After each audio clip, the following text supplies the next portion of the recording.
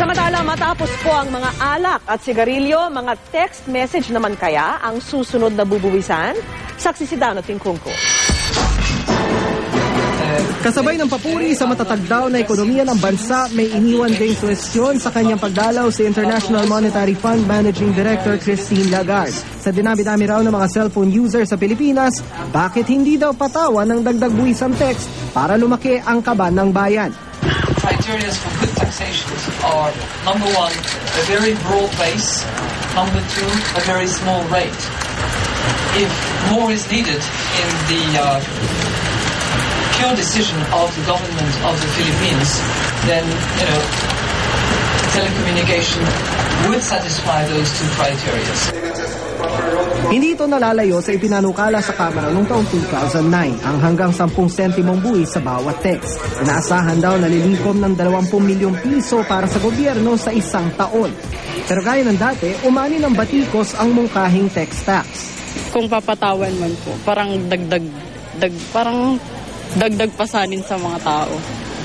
Di ba parang para sa iba, mas cheaper kasi yung mag-text lang eh. Dapat nga libre na lang talaga lahat yung text eh, di ba? Kasi mo yung mga company na talagang kung tutusin mo, bawi na sila sa kanilang investment. Ang consumer group na Text Power nababahala raw sa muling paglutang ng panukala. Kasi dito sa text tax, parehong mayaman, parehong mahirap, magkakapareho ng babayarang tax.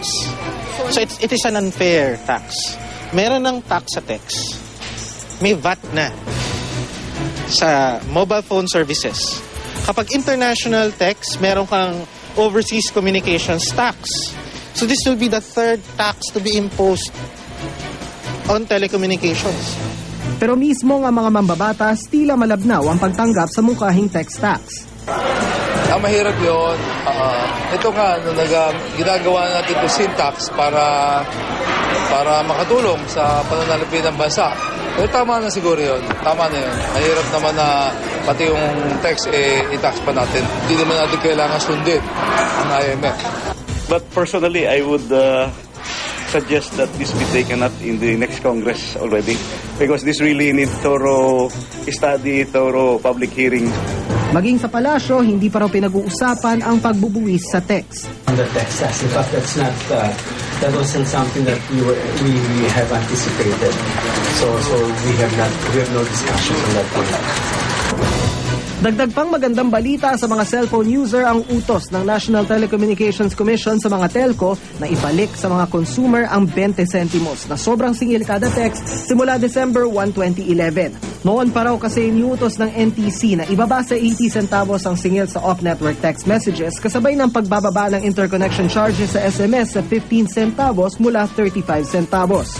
Ang mga telco na smart at digital, pag-aaralan pa raw ang kanilang susunod na hakbang.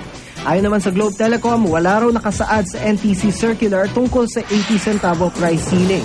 Kaya gagawin daw nila ang lahat ng legal na hakbang para maprotektahan ang karapatang magdikta ng singil sa kanilang serbisyo.